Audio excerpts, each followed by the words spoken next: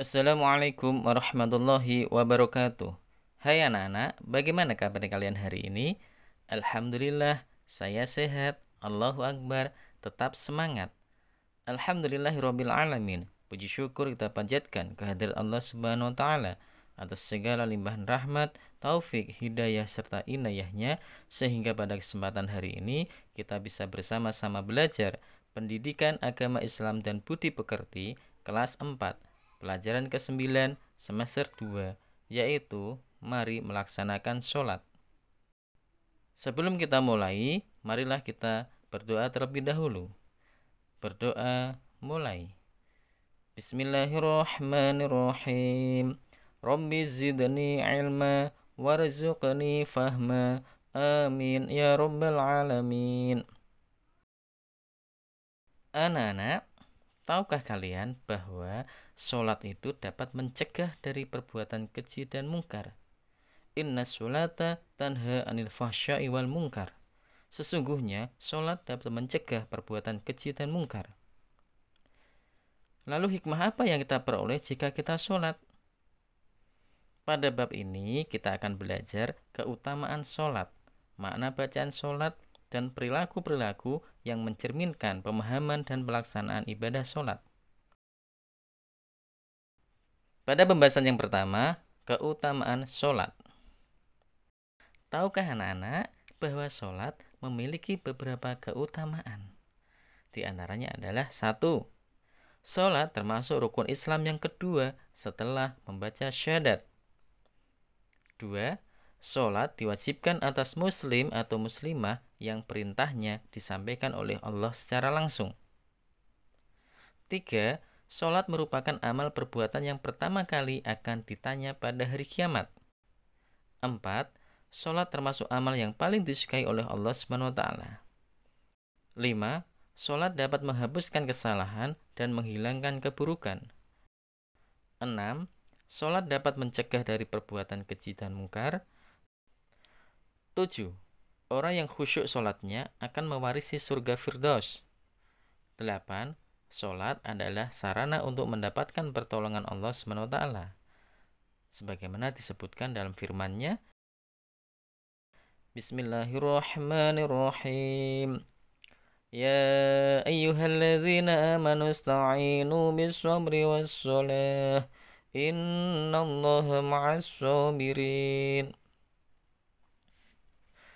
Wahai orang-orang yang beriman, mohonlah pertolongan kepada Allah dengan sabar dan sholat. Sungguh Allah beserta orang-orang yang sabar. Quran Surah Al-Baqarah ayat 153. Anak-anak, pembahasan yang kedua adalah makna bacaan sholat. Sholat adalah ibadah dengan cara menghadap kepada Allah SWT secara langsung. Ketika menghadap itulah kita membaca bacaan sholat. Lalu, sudahkah anak-anak memahami atau menghafalkan bacaan sholat tersebut? Mari bersama-sama kita pahami arti bacaan sholat.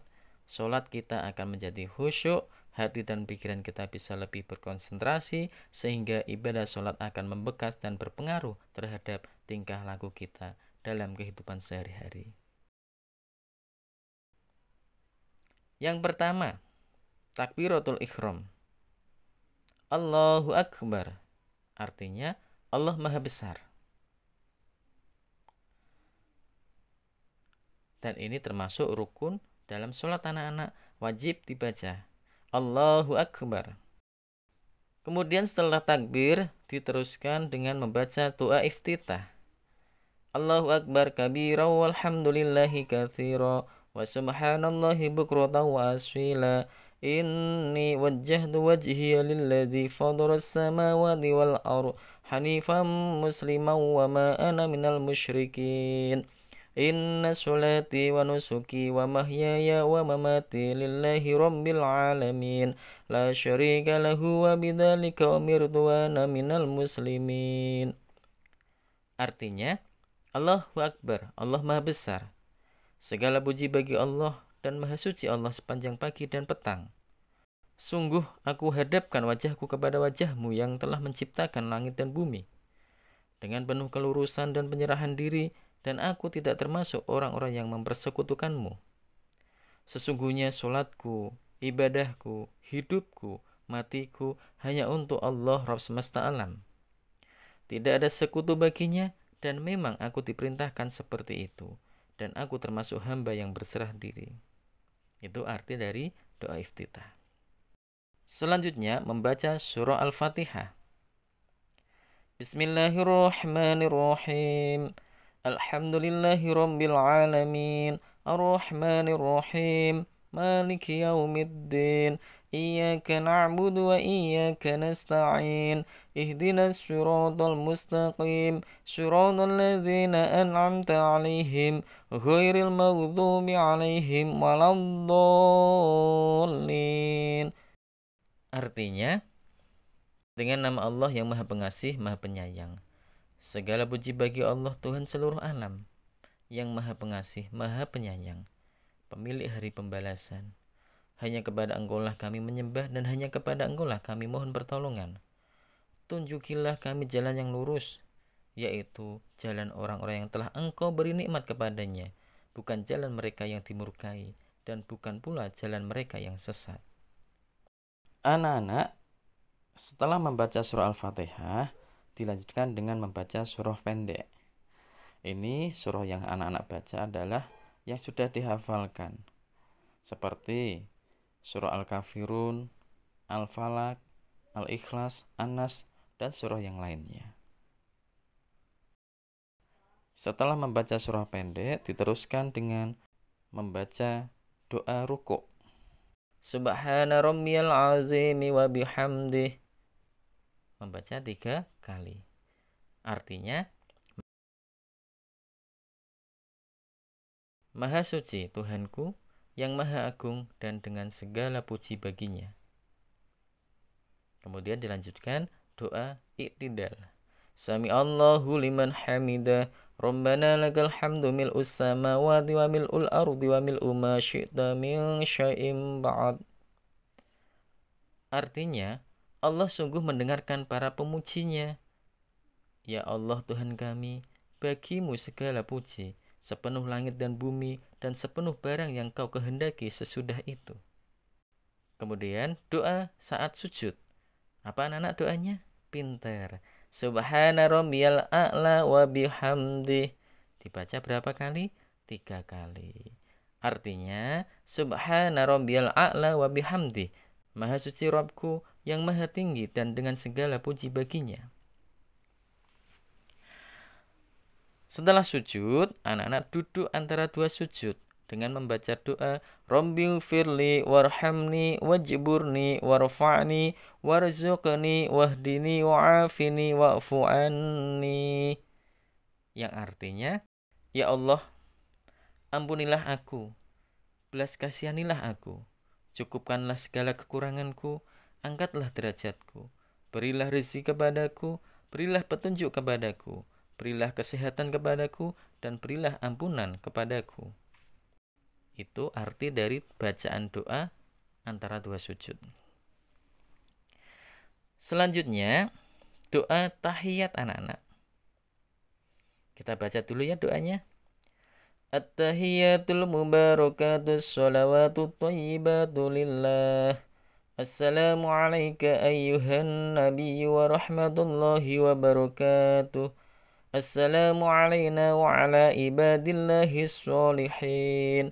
Asyhadu an la ilaha illallah wa asyhadu anna Muhammadar Rasulullah. Allahumma sholli ala sayyidina Muhammad wa ala ali sayyidina Muhammad kama shallaita ala sayyidina Ibrahim wa ala ali sayyidina Ibrahim wa barik ala sayyidina Muhammad wa ala ali sayyidina Muhammad kama barakta ala sayyidina Ibrahim wa ala ali sayyidina Ibrahim fil alamina innaka Hamidum Majid. Itu merupakan doa tahiyat. Artinya, segala kehormatan, keberkahan, kebahagiaan, dan kebaikan bagi Allah. Segala keselamatan tetap untuk engkau wahai Nabi, dan demikian juga rahmat Allah dan berkahnya Mudah-mudahan keselamatan tetap untuk kami sekalian dan untuk para hamba Allah yang soleh. Aku bersaksi bahwa tiada Tuhan selain Allah, dan aku bersaksi bahwa Nabi Muhammad adalah utusan Allah.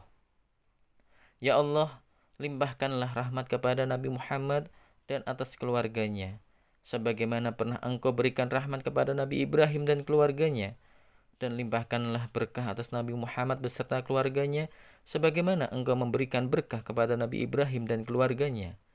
Di seluruh alam semesta, Engkaulah yang terpuji dan maha mulia. Anak-anak, bacaan sholat yang terakhir adalah salam. Bunyi salamnya adalah sebagai berikut. Assalamualaikum warahmatullahi. Cukup sampai di situ.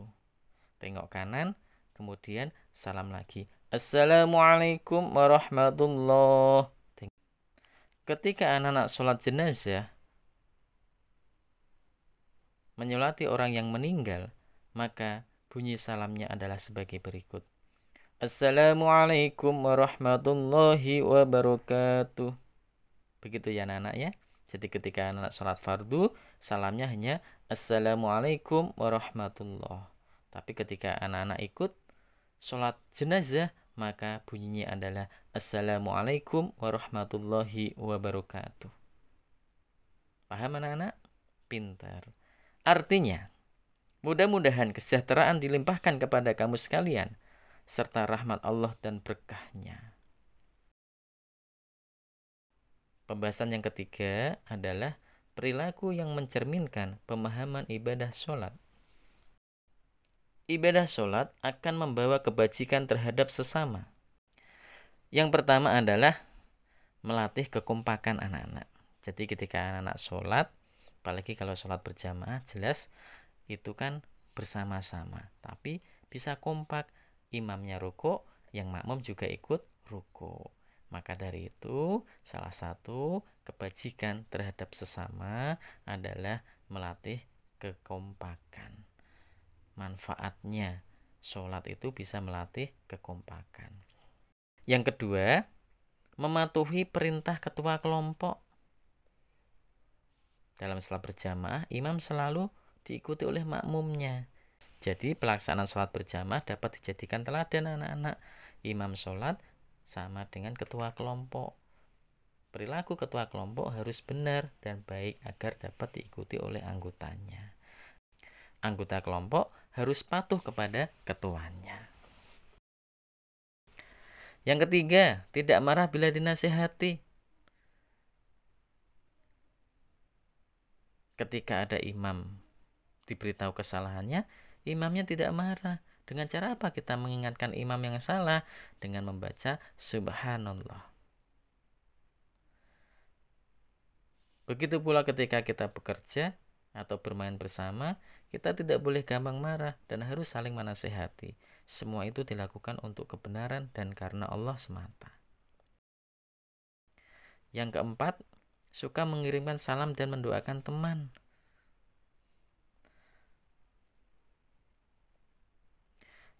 Setiap sholat diakhiri dengan salam. Tengok ke kanan dan tengok ke kiri. Ini bisa jadi hikmah. Ya, salam bermanfaat untuk mendoakan teman. Dengan saling memberikan salam, kamu akan bertambah akrab dengan teman-temannya. Yang kelima, menepati janji. Orang yang terbiasa sholat di awal waktu akan pandai mengatur waktunya.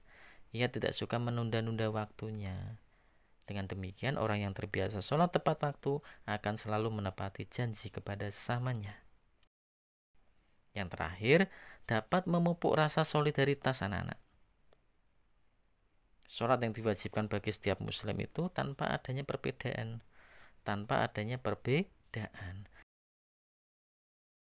Anak-anak, perilaku yang mencerminkan pemahaman ibadah sholat setelah tadi membawa kebajikan terhadap sesama, maka yang kedua adalah dapat menghindari perilaku tercela anak-anak. Jadi ketika anak-anak rajin sholat, maka akan terhindar dari perilaku tercela berikut ini. Yang pertama, suka mengungkit-ungkit pemberian. Jadi kalau anak-anak sholatnya khusyuk, Ya, senantiasa mengajarkan keikhlasan. Diajarkan ikhlas, semua amal hanya untuk Allah. Apabila niatnya ikhlas. Yang kedua, suka meremehkan teman. Jadi terhindar dari perilaku suka meremehkan teman anak-anak. Karena sholat mengajarkan kita untuk mengagungkan Allah dan merendahkan diri di hadapan Allah Subhanahu wa taala. Jadi kalau kita sholat, kita benar-benar rendah, kita benar-benar kecil. Jadi ketika kita menyadari itu, maka kita tidak akan meremehkan teman. Yang ketiga, orang yang melaksanakan sholat akan terhindar dari perilaku tercela, ingin menang sendiri. Jadi kalau ada anak yang rajin sholat, akan terhindar perilaku ingin menang sendiri. Kenapa? Karena ketika anak sholat, shaf yang di depannya sudah penuh, anak tersebut tidak mungkin mengganggu shaf yang ada di depannya. Pasti dia akan sholat di belakangnya, yang memang shafnya masih kosong. Yang keempat, suka mencuri anak-anak. Tatkala membaca doa iftitah di dalam sholat, kita sebenarnya telah berikrar bahwa sholatku, ibadahku, hidupku, dan matiku hanya untuk Allah Subhanahu wa taala. Selain itu, sholat sebenarnya akan mencegah kita dari niat berbuat jahat, termasuk mencuri atau mengambil sesuatu milik orang lain tanpa izin. Yang kelima, akan terhindar dari suka meminta-minta. Selama kita sholat, sebenarnya telah banyak meminta kepada Allah Subhanahu wa taala, baik meminta ampunan, petunjuk, pertolongan, belas kasihan, derajat, rizki, kesehatan, kesejahteraan, rahmat, dan keberkahannya. Maka tidak patut kita meminta-minta kepada selain Allah. Sikap suka meminta-minta itu tidak terpuji, apalagi sampai mengemis. Paham ya anak-anak? Yang terakhir, suka berbohong. Jadi kalau anak-anak itu rajin sholat, maka anak-anak akan terhindar dari perilaku suka berbohong. Karena apa? Orang dapat saja berbohong kepada orang lain, tetapi sebenarnya ia tidak bisa berbohong kepada dirinya sendiri dan Allah Subhanahu wa taala. Seorang yang beriman tentu menyadarinya dan tidak akan berbohong. Yang terakhir, suka mengganggu teman. Orang yang rajin sholat, yang melaksanakan sholat, tidak akan melakukan perbuatan tercela, suka mengganggu temannya. Karena orang sholat itu saling menjaga kondisi agar sholat dapat dijalankan secara khusyuk. Apalagi kita sholat terbiasa menjaga kondisi yang baik atau tidak suka mengganggu sholat teman, maka kita terbiasa untuk tidak saling mengganggu. Anak-anakku yang soleh dan solihah, pembahasan yang terakhir adalah pengalaman sholat di rumah dan di masjid. Selain di rumah, kamu dapat melakukan sholat di masjid. Orang yang senantiasa sholat di masjid akan mendapatkan keutamaan dari Allah Subhanahu wa taala.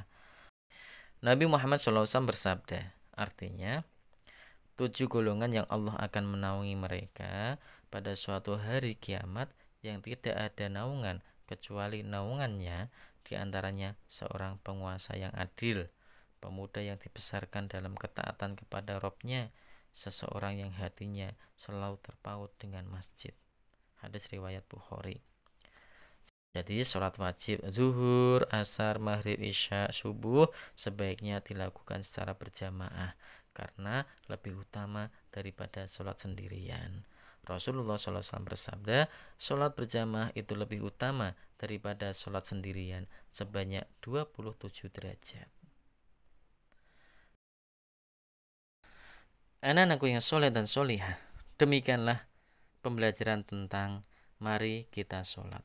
Mudah-mudahan bermanfaat bagi anak-anak, bagi bapak guru, dan bagi semuanya. Dan kita termasuk orang-orang yang rajin melaksanakan sholat dengan baik dan khusyuk. Amin ya robbal alamin. Insya Allah anak-anak menjadi anak-anak yang soleh dan solehah, rajin sholat dan rajin mengaji. Marilah kita akhiri dengan membaca hamdalah bersama-sama. Alhamdulillahirabbil alamin. Wassalamualaikum warahmatullahi wabarakatuh.